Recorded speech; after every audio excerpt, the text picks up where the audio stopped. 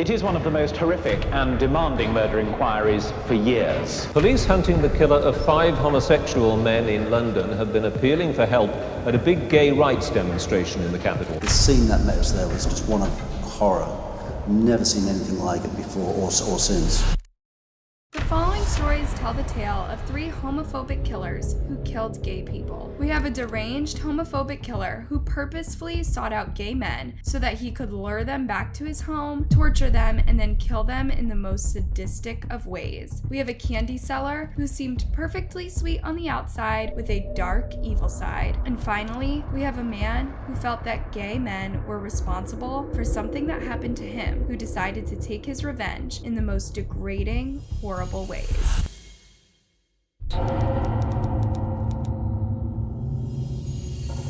In the 1990s, Colin Ireland would terrorize London's gay community.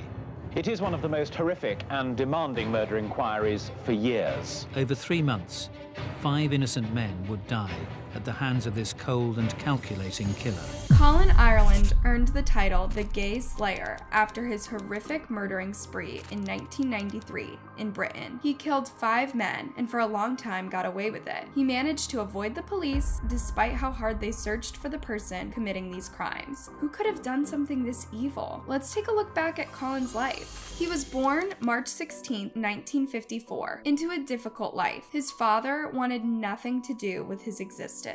Ireland never knew his biological father, and I think that's quite an important thing to note because we have to remember what England was like in the early 1950s, where that kind of birth out of wedlock would be regarded very badly by the local community. His mother was only 17 years old, and she had no money, so she had to move back in with her parents. Despite everything, she wanted very much to give her son a good, well-adjusted life. Colin's childhood was very difficult, largely due to their poverty. He and his mother were forced to move around constantly, never allowing him the chance to really get settled in anywhere. I think he was probably really hurt by it. I'm sure any child would be, coming home from school and finding that their home is no longer their home and their mother has moved off somewhere. And so Colin spent most of his childhood stressed out, never knowing when he would be moving again and never able to fit in with other kids. When he turned 16, he decided to run away to live in London. It was there that he started hanging out at an arcade that had a pretty sketchy reputation. We now know this is a particularly disreputable amusement arcade because it's targeted and frequented by pedophiles who will particularly target young boys.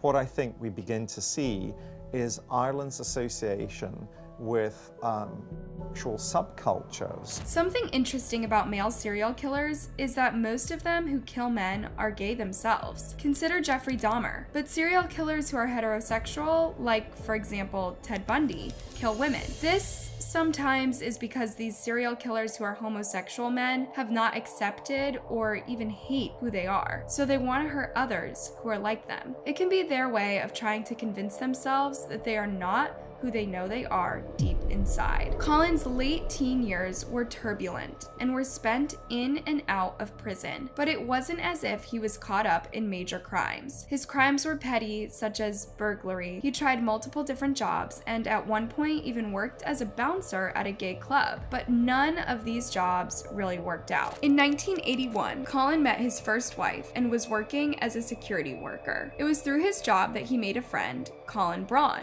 He was a biggish guy. He seemed pretty quiet. Then once we got to know each other, then he started chatting and everything. And that was when I started going to his flat in Holloway. Colin's wife was in a wheelchair, Victoria. He seemed like he doted over her and that, you know what I mean? He couldn't do enough for her. When I went there, it was a pleasant home life, you know what I mean? Colin's first wife, Victoria, was disabled, and he cared for her. It seemed as if he had finally created a good life for himself and was fitting in within the community. His job involved him walking around, patrolling the streets at night. If he saw anything suspicious, then he would report it to the police. It seemed as if this gave him a sense of pride. Just 5 years after marrying Victoria, Colin was caught having an affair, and his marriage ended. Here he was, having finally created a happy life, and he ruined it for himself. In 1989, he ended up meeting Janet Young, the woman that would one day become his second wife. I first met Colin Ireland when I owned the Globe Inn pub where I live, and he came in as a customer. He stood in the doorway, dressed in camouflage, very impressive figure.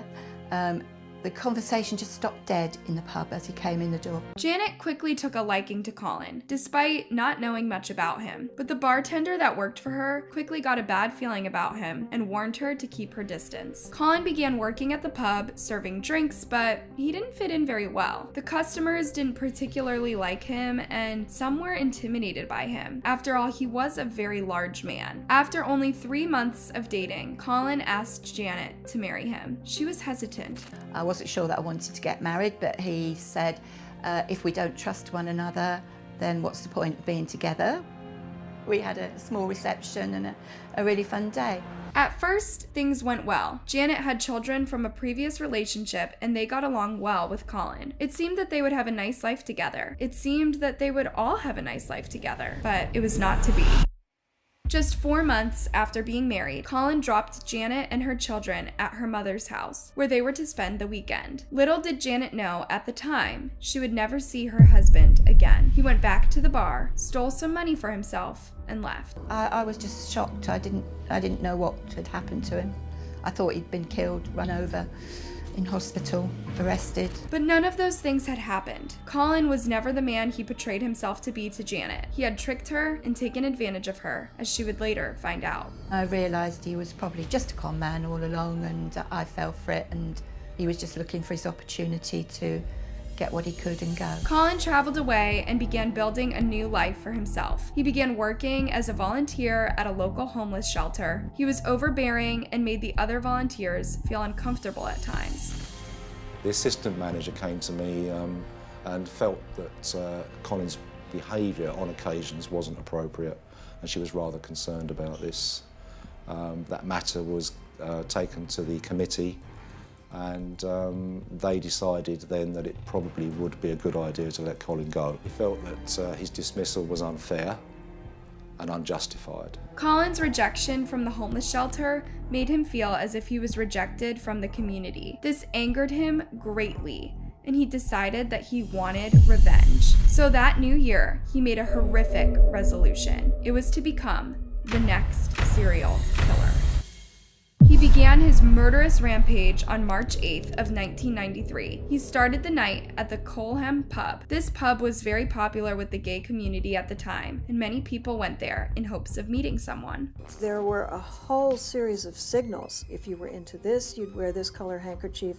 If you were into that, you'd wear another one if you had it in one pocket or another. At the time, this just wasn't a place where straight men would go. But because Colin went to the pub, it got him into the community. He would later confess what his thoughts were going about that night. I felt if I was approached by one of that group type that tended to trigger these things in me, these masochistic men, I felt that time, I felt there was a likelihood that I would kill. That night, at the bar, Colin met a theater director named Peter Walker. The two men hit it off and ended up heading back to Peter's home. It was there that Colin would turn on him and demand money. Colin horrifically tortured Peter by burning his genitals with a lighter until he gave him his banking information. He then killed him. The next day, he went to the bank and took out Peter's money and then went on his way. Strangely, the murder of Peter Walker was barely even reported upon at that time. This probably only contributed to Colin's willingness to kill again, but the fact that nobody had reported on the murder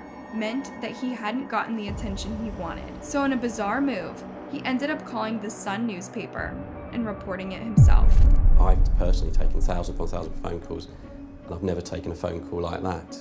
The guy sounded very normal, very ordinary, and was just started talking about 2 dogs locked in a flat. And I kept politely saying, I'm really sorry, but it's not a story for the Sun. And then he just suddenly dropped this bombshell that the reason he was actually phoning us was that he wanted the dogs to be freed because he'd killed their owner. The caller also said that the man he killed had been gay and was interested in sex. facts. The reporter who took the call did his best to keep the caller talking while he gathered all the information he could. Colin didn't give his name. The reporter called the police, and a detective quickly arrived at the scene. When he got into the flat, he found that it had been completely ransacked. It was clear that a burglary had taken place and that the phone call wasn't a hoax. But it was the way the body was left that was completely horrific. Contraceptive items had been placed on the body, and teddy bears were arranged on him in suggestive positions. He had died from suffocation. Finally, Colin had the attention he had wanted, and the news quickly spread of the gruesome murder. He had essentially committed the perfect murder, and the police had no clue who had done this. He had returned to London to continue his resolution of becoming a serial killer. He found his next victim at a bar. His name was Christopher Dunn, and he was 37 years old and a librarian. Colin would later explain how he prepared for this dinner. I bought a very inexpensive pair of handcuffs. I was carrying a small torch, a maglite and a pouch, and a couple of other things, a lock knife and a Leatherman, which is like a multi-tool device. And I'd got a book and a pen, and I was going to have him repeat his PIN number, and I had a bit of cord. After killing Christopher, Colin left the home and went on his way. The body of Christopher was located on the 28th of May. Once again, it was staged in a certain way. He was lying in a harness, naked except for the harness. He'd suffered ligature. Despite having found a body, police strangely didn't believe that a murder had taken place. Instead, they believed that this had been some sort of party that went wrong, and that it was all an accident. Nobody seemed to notice the similarities between the two murders that Colin first committed. The next individual that caught Colin's eye was 33-year-old Perry Bradley. Colin went home with Perry, waited until he was asleep, and then tied him up. He later killed him. Colin was incredibly skillful with his crimes. He was careful to take every single thing he touched with him, not wanting to leave a single fingerprint or drop of blood behind that could lead police to him. He would then deposit these items by throwing them out of a moving train. At this point, he was certainly well on his way to become a serial killer. Colin contacted me after he'd left the night shelter and asked if he could pop round for a cup of tea occasionally just to keep in touch. He told myself and my wife at the time that he was going on survival technique weekends. We subsequently found out that that wasn't the case. He was going to London to murder people. At this point, Colin was feeling very confident in his ability to kill. After all, he had gotten away with it several times already. What was stopping him? His next victim was Andrew Collier. Andrew actually came up to Colin himself, and the two started talking. They eventually went back to Andrew's flat, and what happened there is almost unspeakable. When we eventually got into the flat at Andrew Collier's place, the scene that met us there was just one of horror. Never seen anything like it before or since. Andrew Collier was laying on his back with the cat draped across his chest. He was naked. In his mouth were 2 condoms, and on the cat's tail was a condom, and his had been put inside the cat's mouth and closed. If you can try and picture that, it's just so strange. What could Colin possibly have been thinking? How could someone do something like this to an innocent human being? He explained a little more about what he had been thinking during his confessions. I felt real anger towards him because he thought there was going to be a normal sexual encounter, which there wasn't going to be, and then had AIDS, and no time did he warn me.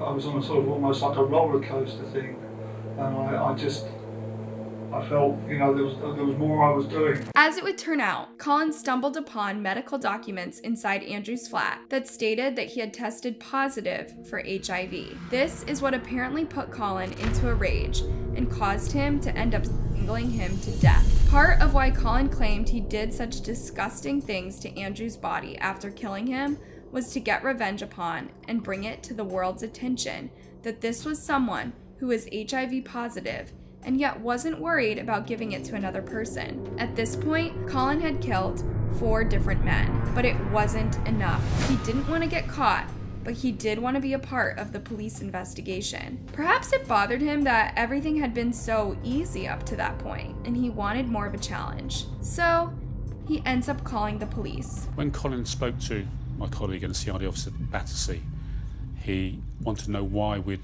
stopped the investigation into Peter Walker. But that's not all. Colin even went as far as to name all 4 victims that he had killed and to let them know that he still hadn't been caught. There's a police recording of this phone call. Why are you doing this?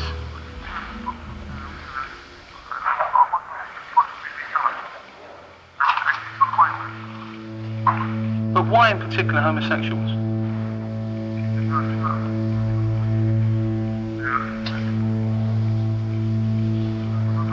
Colin told the police that he wasn't going to stop until he was caught. He wanted to become the perfect murderer.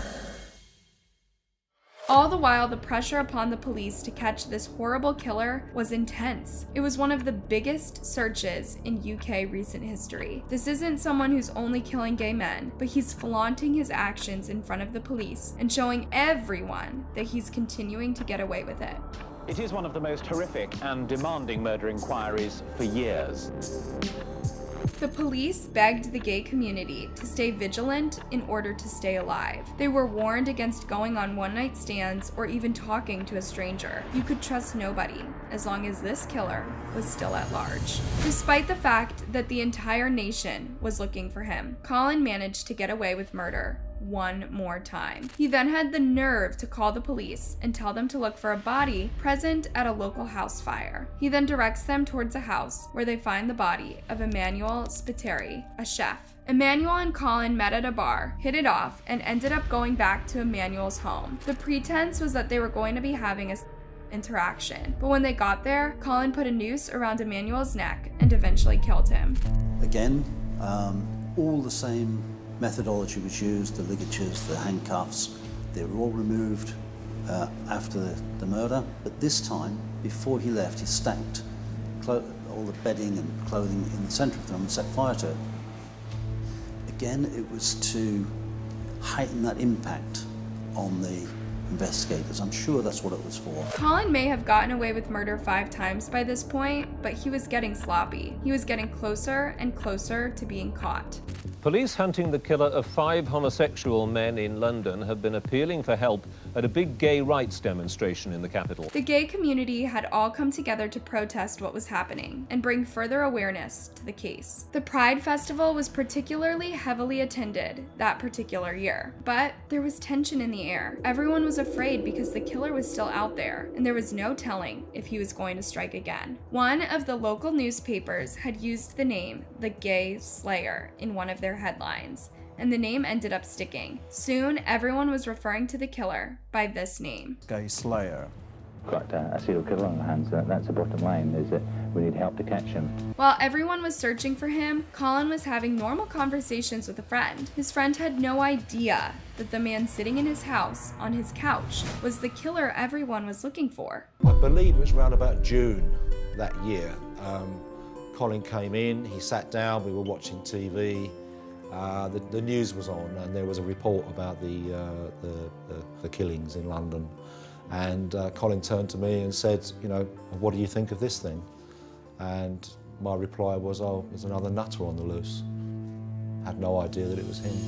Finally, police received a break in the case when a witness came forward to say that he saw a man with Colin's last victim on the night he would ultimately be killed. Colin and the victim were walking together and got on a train. There were several other passengers on the train. By following the witness's close description, the police are able to determine the path Colin and the victim took that night and ultimately found security footage that shows them. This is important because by now they have finally got an image of the killer that they can put out into the public. Colin must have known at this point that he was very close to getting caught. He exhibited strange behavior when he went over to his friend's house. He came into the house, it was an evening, I believe it was a Sunday evening. He was very anxious, he behaved very strangely, and we were really quite disconcerted by it. Made to feel rather uncomfortable, and we really just wanted him to leave. Gave him a lift back to where he was living at the time, and he was talking in the third tense, talking very strangely. He was muttering and mumbling and very uncomfortable to be around, and we just wanted to get away from him, basically. Colin realized it would only be a matter of time before someone saw the picture going around the media and recognized him. So he ultimately went to the police with his own story. He had a prepared statement where it said, yes, I was the man with Spiteri. I did go to his home in Heather Green, but there was another man indoors. I didn't want a threesome, so I slept in the local churchyard and then came back to Southend. At this point, the police are able to determine Colin's location and he is finally arrested. And on top of that, police finally have evidence that they were looking for all along. Colin was always so careful during all of the killings, but with one of the victims, his curiosity had gotten the best of him. There was some sort of disturbance going on in the street in front of the victim's home. Colin went to the window to see what was going on, and during that time, he left one of his fingerprints behind. Police now know they have the right guy. They are able to charge him with 2 of the murders, but had to gather additional information for the remaining ones. This is the last thing that Colin wanted. He wanted to be known as a serial killer, and he wouldn't be if there was only connection to 2 murders. And so he went to the police and ended up confessing to all of the murders, and he didn't hold back any of the details. He was, of course, sentenced to life in prison without parole. He died in 2012 at the age of 57 years old. What's unfortunate about this case is that he died knowing that he had achieved his goal. He became a serial killer, and that is how he will be remembered.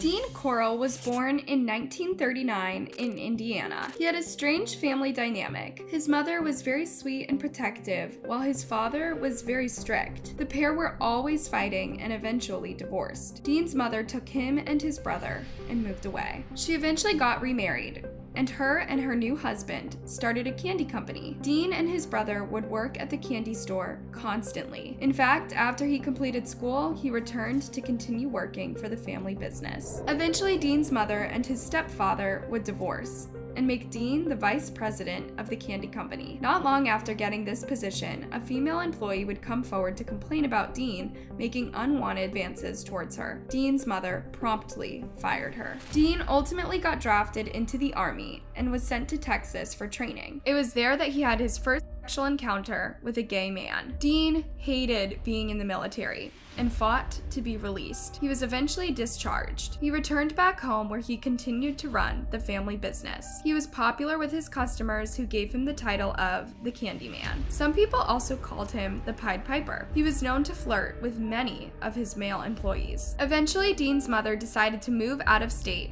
and the candy company was promptly shut down. This left Dean without a job, so he decided to become an electrician. Around this time, Dean ended up meeting a 12-year-old child named David Brooks. Because David had a rough home life, he became attached to Dean, whom he viewed as a father figure. Dean abused this relationship by grooming David into performing for himself. He did this by giving him money and other gifts. He even used the young and impressionable David to help him lure victims. Dean's first victim was a college-aged boy named Jeffrey Conan. Dean and David picked up Jeffrey, who had been hitchhiking. Jeffrey was then abused and tortured before eventually being strangled to death at the hands of Dean. The next 2 victims were both 14 years old. Their names were James Glass and Danny Yates. The 2 boys had been at a religious rally when Dean persuaded them to go back to his apartment with him. It was then that the 2 were killed. But Dean wasn't finished. In 1971, he and David together kidnapped 2 young brothers. These boys were 15-year-old Donald and 13-year-old Jerry Waldrop. Just like any other victim, these 2 boys were brutally abused before being killed and disposed of as if they were nothing. In just 1 year, Dean killed 3 more children with the help of David. These victims include Randall Harvey, David Hillegeist, and Gregory Malley-Winkle. All of these teenagers were kidnapped and later killed. Anyone was fair game to Dean. He even went as far as targeting David's own friends. One was Reuben Watson Haney, who was pressured by David to attend a house party. As soon as he entered the home, Dean struck killed him. In total, Dean is believed to have had more than 28 different victims, many of whom were never named or identified. He targeted men only, and all of the victims were 20 or under. At one point, Dean came across a teenager named Elmer Wayne Henley. He intended to kill the teen, but after taking a liking to him, he eventually took him in as a paid accomplice to help him lure other victims. But everything went awry on the evening of August 8th, 1973, when Elmer allowed a young female friend of his to enter Dean's home. She had been badly beaten by her father and didn't have a place to stay. But when Dean found out that she had been let inside, he became enraged and a fight broke out. That night, Elmer and some of his friends were smoking and eventually passed out. When Elmer awoke, he found that he had been handcuffed and bound. He watched as Dean used a knife to torture his friends. He eventually unhandcuffed Elmer and tried to get him to participate. Elmer refused, saying that he had gone far enough. As Dean began to advance upon him, Elmer grabbed Dean's gun and shot and killed him. He then called the police. Both David and Elmer were charged with multiple counts of murder, but the murder of Dean was deemed self-defense. David died of COVID-19, but Elmer is still alive and behind bars.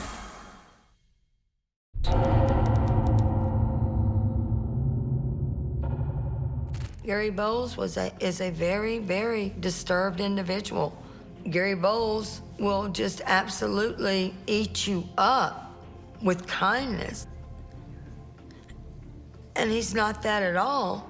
He's just your perfect con man. Gary Bowles was born in 1962. He had a difficult upbringing and was frequently by his father until he decided he had enough and moved out. He was then homeless for several years and earned money as a male sex worker, serving only other men. In 1994, his first known victim, John Hardy Roberts, was nice enough to offer him a place to stay. Gary responded by strangling him to death and then stealing from him. Over the next 6 months, he would go on to murder 4 more men. One victim was 72 years old. Gary had a pattern he would follow when he was killing. He would start by exposing himself to the men, beat them, and finally strangle them to death. He would then steal their credit cards. It would later come out that Gary was allegedly homophobic. This was a bit unexpected as his whole career involved having paid encounters with other men. He would later say that there was a specific reason he hated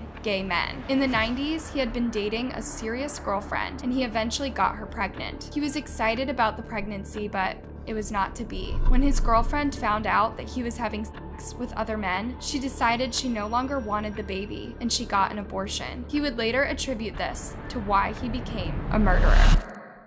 While on the run from police for the initial murders, Gary killed for the 6th time. His final victim was 47-year-old Walter J. Hinton. He killed Walter by dropping a giant stepping stone on him while he slept. It was for this murder that Gary was finally arrested. Despite having killed 6 people, Gary was only found guilty of 3 charges of murder and was sentenced to death. He never showed any remorse for his actions, but despite this fact, he had some fans, as is evident by this love letter he received in jail. The day that Gary would finally have to pay for what he did was August 22nd, 2019, in a Florida prison. When he was told that it was the day he would die, he ordered his last meal, which included 3 cheeseburgers, fries, and bacon. Before his death, he apologized for all the pain and suffering I have caused. He was then executed by lethal injection.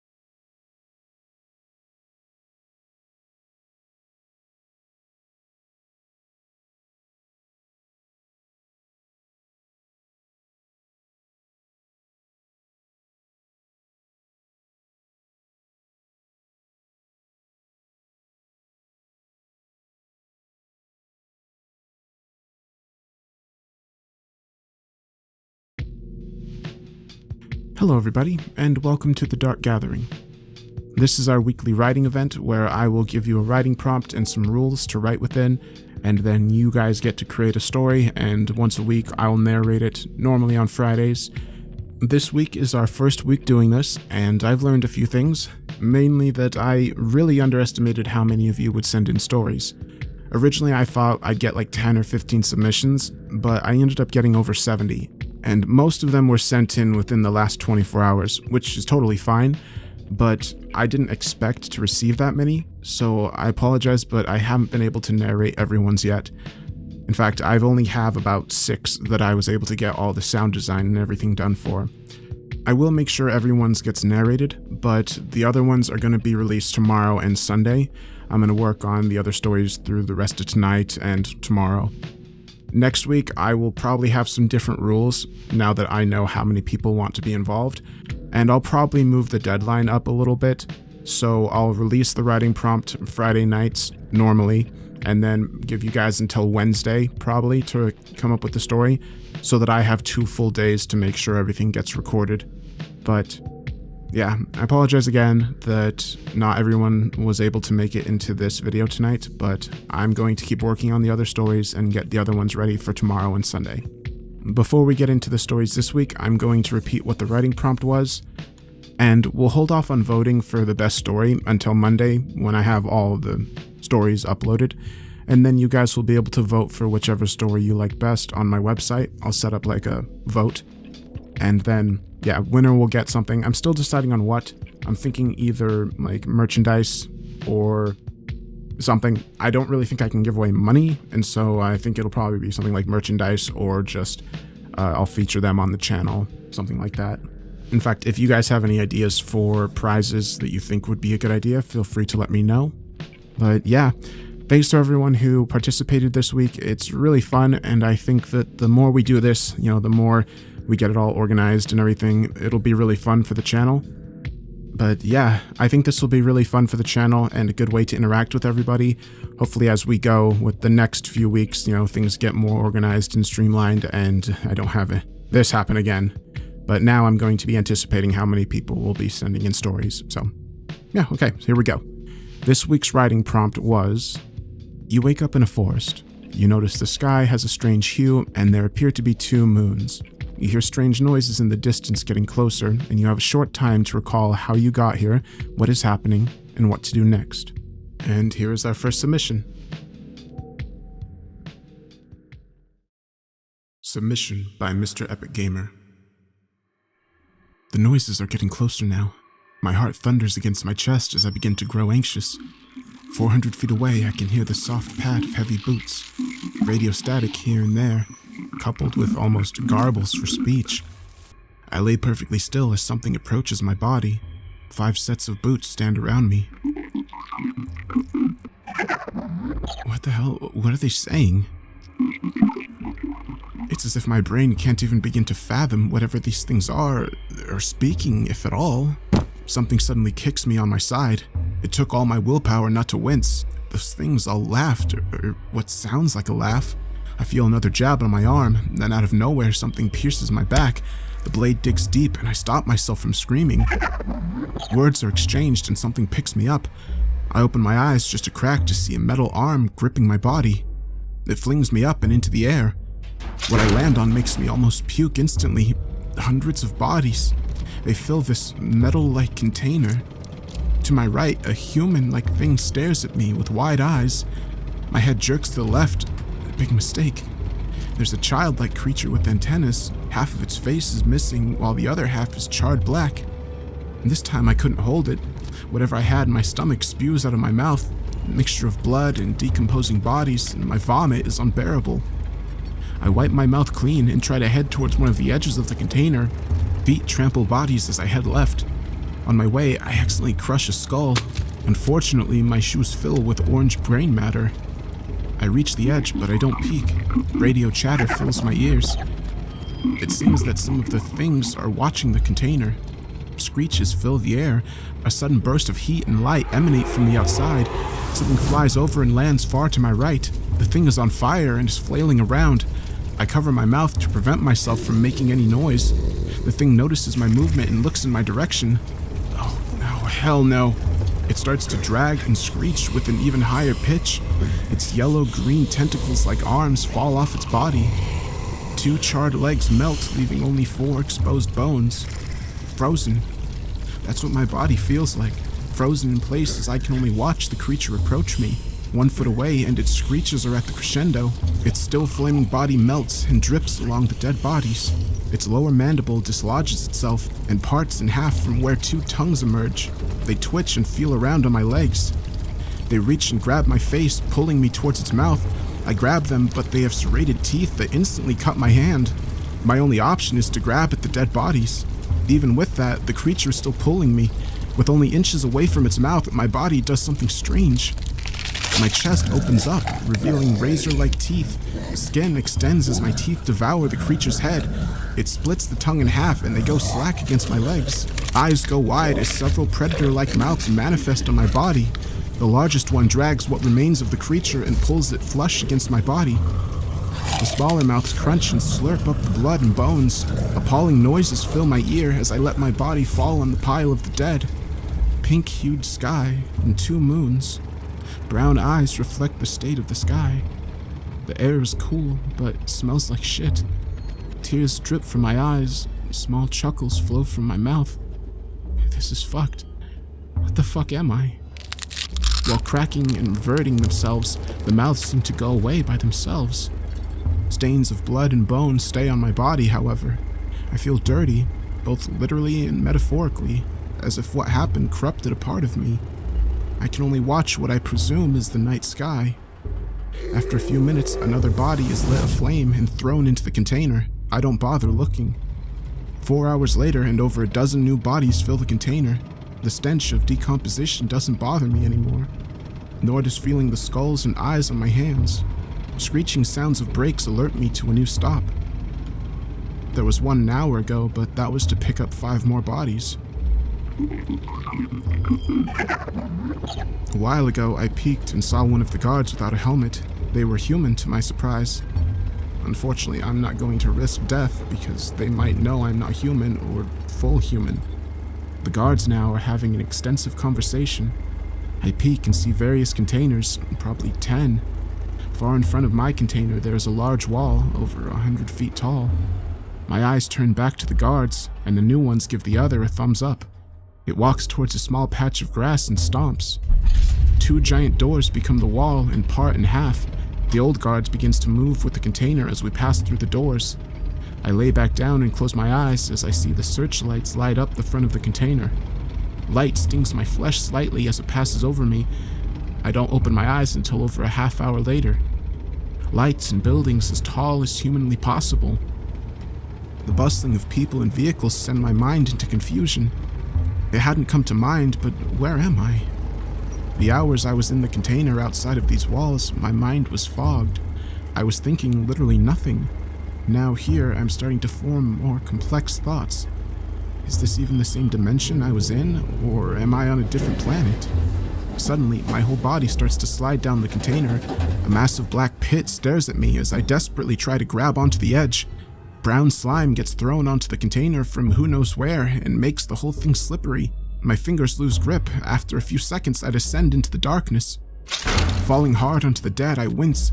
I get up immediately due to the sound of something barking. I look around the huge pile of bodies in front of me. Dog-like things sniff the air with their 4 nostrils. 6 eyes suddenly lock onto me. Something's Wrong by Kyla Parker. A dull pain throbbed from my hip, presumably from where a rock was jabbing into me, but it was the thought that woke me up. Opening my eyes, I pushed myself into a seated position. Gravel crunched and cracked beneath me. The second I put my weight on my right hand, a sharp pain shot through my palm like electricity. Pulling it up, I saw a large scrape on the palm of my hand, swollen and beginning to bruise. Ow, I muttered, swiping the loose grip from the wound as I turned my attention back to the sky. I squinted. That can't be right. A wash of thick, rich violet spread over me like a dome, cut through with jagged branches that reached all around where I was sitting like desperate fingers scraping at the clouds. 2 moons shone over me, one a perfect reflection of the other. I blinked over and over, rubbing my eyes, praying it was just a moment of double vision or a waking hallucination. The latter was no stranger to me. Upon reopening them, however, the strange hue remained, and the copy of the moon still hung in the sky. Uneasiness welled up in my chest as I got to my feet, bare and cracked at the soles, jerking me from confusion. A soft rumbling filtered out from the trees behind me, a chorus of deep hums and the shrieking of distressed birds. I stared in the direction it came from, branches twisted in the wind, gesturing to the path beneath them. I paused to turn around when a voice caught my ear, pulling me back to the path. That sounded like my name. It was distinct amidst the clamor. There was a familiarity to the voice, but I couldn't place it. Pulling the branches away from my face, I started forward. The uproar in the trees continued to get louder the further I trekked, but I didn't notice the mirrors for a few more yards. They were hung on nails pierced deep into the trunks of the naked trees. My eyes caught a gleam and held on to it as I walked into frame. Holding out a hand to touch the glass, I heard footsteps behind me, crunching through the gravel and coming up on me fast. I whirled around to see who or what they belonged to, but I saw nothing. As they passed, I followed the noise with my eyes, but only caught a glimpse of them. No, what I caught was their reflection. What the hell? I murmured. The hood of their jacket bobbed up and down as they ran down the road, disappearing in stretches, appearing only in mirrors. They hadn't made it far when the screaming began. It came from somewhere off in the distance, and we were headed straight for it. As insane as it sounds, my first instinct was to follow, so I did. If this was a test to see if I would survive a horror flick, I failed. Feet pounding after the figure, I ran until I made it to the end of that path. Stepping out into the clearing, I froze. I felt the color drain from my face as the nausea kicked in. After 15 years, I was standing at the end of the driveway to my childhood home. 8 years of therapy, and I still wanted to hurl at the sight of it. I spun on my heels to leave, but the path had been replaced with the trunk of a large oak tree. Hanging from the bark was a large round mirror, painted over with a single sentence: "You can't run this time." My heart sank to my knees, taking my stomach along with it. "Right," I muttered. "This dream again." I moved my hand to pinch myself, but stopped short, hesitating. What if I didn't? Another scream broke through the clearing. I looked up at the house, 2 stories tall, paint peeling from the siding. The wailing continued. After the initial shock, I put my hands over my ears and slammed my eyes shut. "I don't want to go in there," I whispered. "Please don't make me go back in there." Taking a deep breath, I tapped my toes against the ground and counted, trying to calm myself back down. When I made it to 20, I opened my eyes. My reflection stared back at me, 2 inches from my face. I stumbled backwards, tripping over my own feet and crashing to the ground. It felt like hardwood. I scrambled back to my feet, backing into the railing of the staircase. No. My eyes watered over everything as my heart pounded. I was inside the house, but it was wrong. There were mirrors hung everywhere, and just above the first step was another message scrawled out over the glass: "Go upstairs." It was accompanied by a glaring red arrow. Numbly, I obeyed. The stairs groaned under my feet. When I got to the second floor and rounded the corner to the hallway, the stench of sweetened copper clawed at my nostrils. I clapped my hands over my nose and mouth, fighting back my gag reflex. Casting a glance at the mirrors on the wall, more writing appeared. "Keep going." Cringing and swallowing desperate cries, I continued down the hall. My brother's bedroom door was open. His light was on. Knowing what I would find if I continued, I looked back at the staircase, pleading for release. "No takebacks. Keep going." "God, why?" I begged, whimpering before I surrendered. My eyes were cast down at the floor as I sauntered in. Piles of dirty clothes and suggestive magazines were strewn everywhere. The sheets were off the bed and wrinkled to all hell, but other than that, everything looked ordinary. It wasn't until I looked up and caught the reflection of the room that I doubled over to vomit. I saw myself in the doorway at 12 years old, wearing a hand-me-down hoodie, sickly pale. My mother and father lay face down on that dirty sheet, soaking it through with blood, and my brother stood over them, still clutching my grandfather's shotgun. In the mirror, my brother looked over his shoulder at me, meeting my eyes as if he could see me through the glass. He raised a finger to his lips. Shh.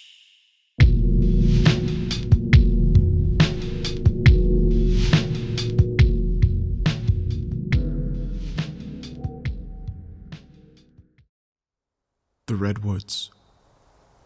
I opened my eyes to a deep shade of crimson that loomed overhead. Frost bit at my toes, and a sound almost like whistling rung out through the trees.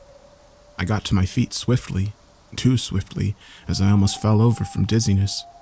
My memories returned to me in waves as I rested against a thick oak tree. I woke up early that morning to a muffled sound of my parents' voices out in the hall. I quietly got out of bed, pressing my ear to the door in childish curiosity. God damn it all. My father yelled, almost sounding like he would cry. Is everything okay? Dale, who called? It was Nick. Your brother? What did he want at this hour? It's horrible, Ken's. It's little James. He was abducted. What? Shh, don't wake up Zachary. I flinched when I heard my name. My father's words began to sink in. James was my cousin. We had just played together the day before in the creek behind my house, just outside of the woods. I backed away from the door and ended up tripping over my own feet and hitting the floor with a loud thud. My parents immediately hushed and thrust open my door to see me sitting on the floor against my bed. Dad, what happened to James? I watched the urgency in my father's eyes fade, and sadness and pity replaced them. He knelt down and wrapped his arms around me tight. I'm sorry, Zach. I'm so sorry. I'm sure they'll find him, okay? James is gonna be just fine. I remember now. That morning, my cousin James went missing. My Uncle Nick had to work early and checked on James before he left like he usually did. Except this time, the room was completely empty. There was no furniture, no clothes, no James. The room was utterly, unexplainably hollow. I was playing by the creek in my backyard. James and I liked to sift through the shallow water and pretend we were looking for gold. I figured that if I actually found some by the time he came back, he would be impressed. After what felt like an hour or so, I heard it. The whistling in the woods. It was such an odd sound out of nowhere, it made me jump. I looked up from the creek, and that's when I processed just how close the whistling sounded. It whirred and clicked almost like a giant insect. I scanned the tree line, searching for the source of the sound, but before I could find it, it found me. I shuddered, remembering the reason I was here. I was searching for that thing, that disgusting, vile creature that still haunted my mind. Ever since it appeared, I put it together in my head that the creature must have taken James. The only reason that it didn't get me was because my father came outside and then the creature ran. Maybe I just had a vivid imagination, but I wanted to find James, so I clung to any possibility. I had just now processed how weird the red sky above me was. There were no clouds, and a full moon that seemed unaffected by the redness surrounding it. I trudged through the bushes and tall grass, getting a few scratches from thorns and twigs and probably poison ivy. After a while, I glanced up at the sky again and saw not one, but 2 full moons. I shut my eyes hard and rubbed them with my hands. I looked back at the sky only to find a massive, bloodshot eye staring back at me. I see you. A loud, high-pitched voice echoed through the woods. I whipped around and my heart sank as I saw the thing standing between a gap in the trees, only about 10 meters away from me. It was almost human, but it was tall and lanky, and its torso was arched. It had pale skin and extremely long claws on its hands and feet. It stared at me with a wide, toothless grin, and an eyeball missing from one of its sockets. I turned and sprinted. I ran hard, my feet pounding against the ground, my heart beating so fast and hard that I could hear it in my ears. Eventually, I gathered enough courage to glance back, but somehow I lost it. I sat down against a tree, trying to catch my breath. I threw my head back and breathed deeply, closing my eyes. A thought occurred to me. What if somehow the creature saw me through the gargantuan eyeball in the sky? I slowly opened my eyes only to find that it was gone. Relief washed over me, and I started to relax. I got up, dusting off my clothes. only to have something grab me from behind and pull me against the tree with great force. I kicked and screamed, feeling hoarse breathing in my ear. A long, slimy tongue caressed my face, and without warning, the thing bit down on my neck with toothless gums.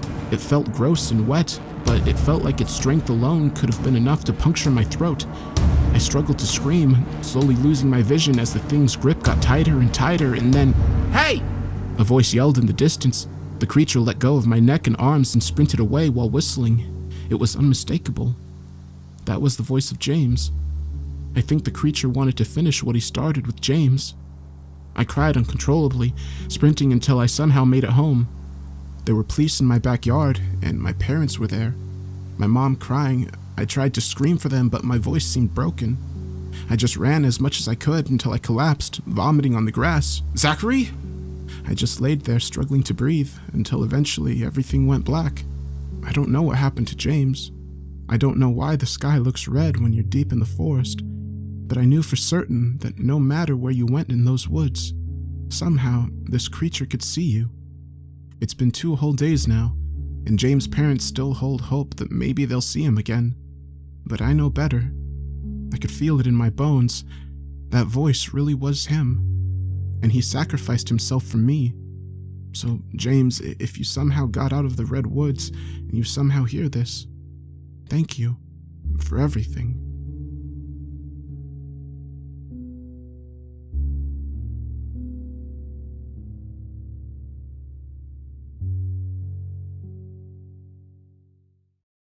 This submission is from Kevin Abrigo. I woke up stranded in the dark depths of the forest, my body aching all over, which was odd because I didn't have any wounds on me, not even a scratch. Where am I? The last thing I remember was driving home, and the rest is all a blur. How did I get here, and why here? I hate the wilderness, so what could make me want to come out here on a midnight walk? No, that doesn't make any sense. Maybe I ran in here to avoid some kind of danger. Yeah, that's it. I was running from something, but what? A faint but noticeable sound caught my attention. It sounded like a group of people running in the distance, running towards me. But I heard nothing else. No calls, no shouting, just the sound of rapid feet stomping, getting closer and closer. "All right, Josh, don't panic. It's probably help," I said to myself. "Yeah, help. They're just, For some odd reason, I looked up to the sky through the tall trees, and what I saw made me start to panic even more. The sky was a faint neon green color, and the moons, there were 2 of them, but that's impossible. Earth only has 1. What the hell? There shouldn't be 2 moons. Where did the other one come from? I must be dreaming or drunk. This doesn't feel like a dream, and I haven't had a drink all day. Or did I? I really can't remember. Shit. I started to look around for a path that I can follow to get out of here. A faint light or something. There was nothing but darkness. Endless darkness all around. The only supply of light was coming from the now 2 moons, but it wasn't enough. My attention was drawn back to that sound, and it was now even closer. So close that I could tell it was maybe about a half-mile away. Then it dawned on me. Run away. The words activated a series of memories. It was all coming back to me now. Run away from the herd. Don't let them get to you. Don't let them take you. Yes, that's it. I was driving home when these creatures started jumping on the highway, causing destruction and chaos. I couldn't see them, but I saw the horrid things they did without hesitation. They were ripping cars and people apart in the most gruesome way. The sight of people being killed in the most painful and terrifying ways, and hearing them scream for help hopelessly, was something that could make a normal person lose it. That's why I ran out of my car and into the forest. It's because of them. They're coming. The herd of whatever the hell those things are coming this way, and they're coming for me. I need to get somewhere safe, away from them. I started to run in the opposite direction. I had to find a safe place, somewhere to hide. I ran as fast as I could, with my body still in pain. I remember now. It's the 2nd moon. It brought them here to Earth to hunt us all. Hey, you there! Someone called out to me. I stopped dead in my tracks. It was a girl's voice. She was a few feet to the left of me. hiding in a cave, peering out of the slender entrance. Relief washed over me as I quickly changed directions and ran towards the cave, which in my eyes at the time was the safest place on Earth. I quickly squeezed through the narrow cave passage. Quick, help me push this to block us in. She shouted. We both pushed with all our might and closed off what I assume is the only way into the cave, and just in time, too. 10 seconds more and those abominations would have spotted us and we would have been dead for sure. The herd was right on us, scratching and bashing on the outer layer of the cave as they made the most horrifying screeching sounds. Me and the mysterious girl stood with our bodies glued to the walls of the cave opposite each other, where we waited for what felt like an eternity for those things to go away. When they finally did, we both collapsed to the ground. For some weird reason, we both started laughing. Maybe it was because we were in the clear, safe from whatever's out there. She turned on a flashlight that was in her pocket. That was scary. She said. Then she giggled. Yeah, it's a shit show out there. My name's Shikola. She said. Oh, I'm Josh. So Josh, you know what's going on out there? I didn't reply, but that was good enough for her. Yeah, that's what I thought. She looked tired, so I suggested she get some rest as I stayed up and listened for the stomping of the herd. They were close by, ravaging around, looking for their next victim. I don't know how long we're going to be here, or if someone's going to find us before those things do, but I doubt that. But if we stay here, I'm sure of one thing. The herd will find us.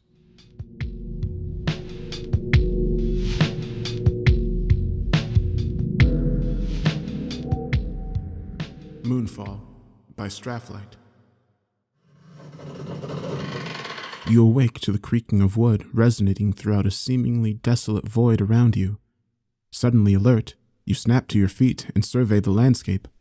A densely wooded thicket with an eerie resemblance of shattered bones jutting out of a decrepit pile of rubble. Shit. This has to be a dream. You repeat to yourself, even though you know that the wind whipping against your fragile, unprepared body is all too real. A half-crescent moon casts a pale light against the mossy ground against your feet, creating an ominous mood against the surrounding conifers. At first glance, everything appears to be rather normal, aside from the completely unknown reason for you being here. You ponder your reason for being here as the barren rock in the sky continues to glow in solitude. Thoughts gradually shift from searching through the past to being aware of the present as you are suddenly torn from your trance as a low rumble resounds through the vast and endless sea of timber. The rumble is followed by what you can only describe as foreboding. A tingle sense of unease creeps up your spine and gradually fills every limb and organ with a sense of dread. Something is wrong. It can be felt in the very air whirling between the tall, dark pines of the forest. Within you, something beyond primal instinct arises as a hazy recollection slowly surfaces from your mind, bombarding you with brief flashes of past memories that gradually led up to the point where you found yourself surrounded by trees. With each flash of recollection, pieces of your memory become intertwined with reality. A trip, a hike, fire in the sky, desperately searching for help to no avail. A sharp pain in your head, darkness. The darkness is no more as your sole objective comes to mind. Survival. The thing in the sky that doesn't belong here. A second rumble sounds through the trees, sending a murder of crows airborne in the opposite direction of the disturbance. You begin to walk in an arbitrary direction, hoping for some sign of a path or road, anything really. As the resonance continues, your pace picks up to a jog and then a sprint.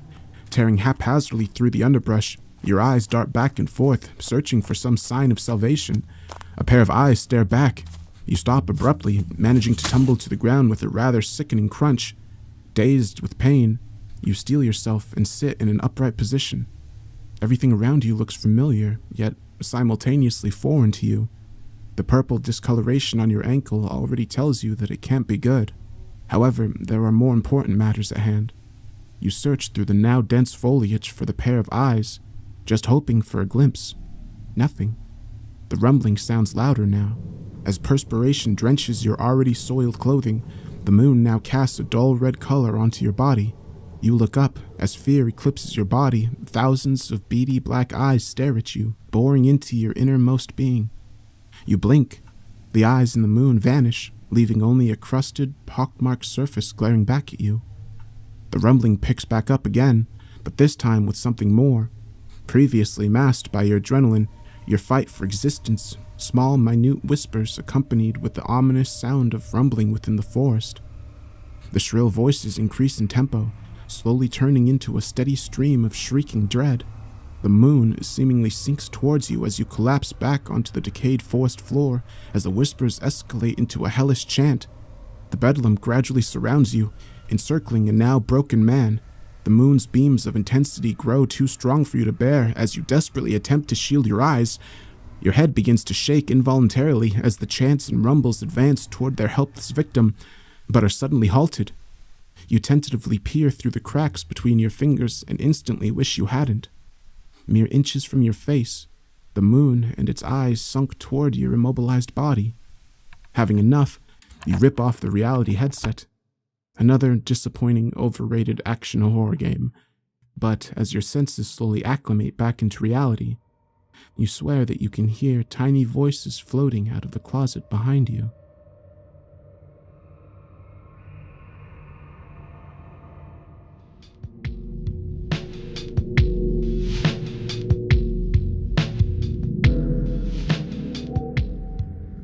I wake up, face buried into a pile of leaves. I give a soft grunt, rolling over onto my back before sitting up, looking for that irritable source of beeping. What was that beeping? Right, my watch. I pushed a button on it, finally quieting the beeping. It quieted. A soft ringing continued out into the slightly orange-tinted blackness. Okay, a slightly more pressing matter. Why can't I remember anything? Well, no, that's a lie. I remember some things, like words. I forget likely important things, like how I got here. The word drunk flashes in my mind briefly, and I shake my head, smiling a little. Well, it does help you forget things, just not this well. Alright, watch. What do watches do again? I remember pressing one of the buttons on it, and it lit up, likely helpful. I crossed my fingers and pushed the button. It lights up a brilliant blue, bathing the area close to me in light, letting me see a little further into the blackness to what was ringing. It was big, black and metal, strangely familiar.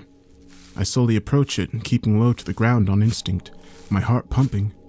Suddenly it goes dark again, and my heart jumps to my throat, panicking slightly before pushing the button again on my watch. Why am I panicking? Is there something in the dark I should be afraid of? I draw myself closer to the big black metal thing, step by step, hoping it's not what I'm supposed to be afraid of. Part of the metal thing is hanging off in a strange way. The door was hanging open. It's a car. I laugh again at myself, suddenly stopping as I felt a sharp pain in the side of my chest, my ribs. Okay, definitely no more laughing. Something is not feeling great in my chest. Got it. I mumble to no one in particular.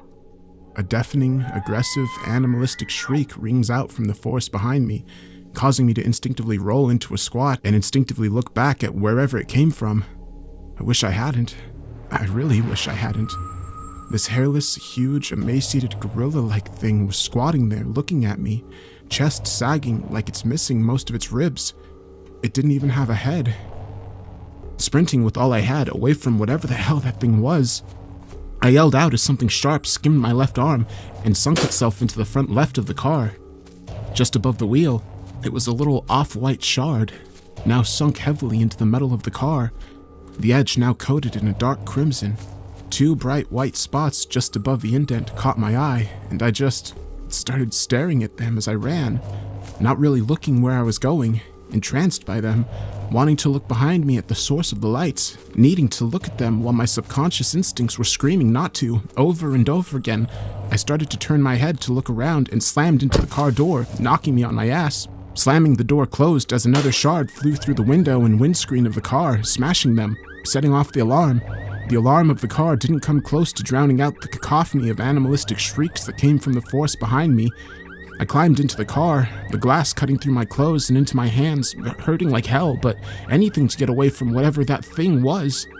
I was mostly inside when another shard came flying across the clearing and sunk itself deep into my left foot. This thing wasn't just in my foot, it was through it. I could see the shining white bone of the shard reflecting the moonlight. Don't look at the moon. Don't look at the moon. Don't look at the fucking moon. I kept screaming at myself over and over and over in my head. I scrambled, keeping myself looking for the keys, fueled purely by adrenaline and my will to live. The car almost rolled, going easily onto 2 wheels. The thing had caught me already. 200 meters in mere seconds this thing had managed to cover. As the panic set in even more, I realized something. It wasn't a gorilla. This thing was a human. Well, it used to be human. It started clawing into the car with me, nearly tearing the door off its hinges.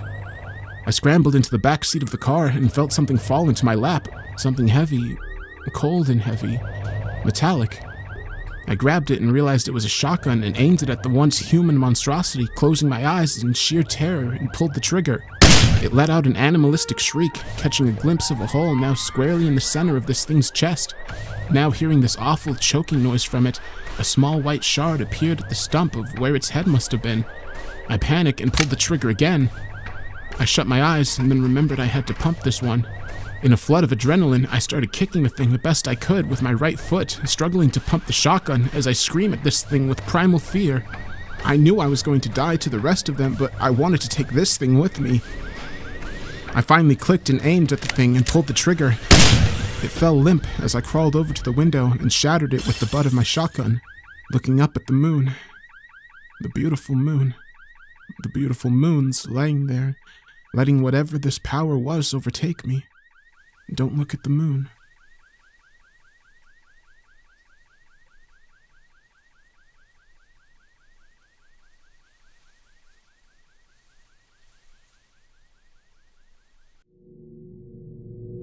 Okay, so those are the stories that I have for now. I'm going to work on getting the sound design done for the other ones. I'll be posting more tomorrow and then also on Sunday. I hope you enjoyed the story.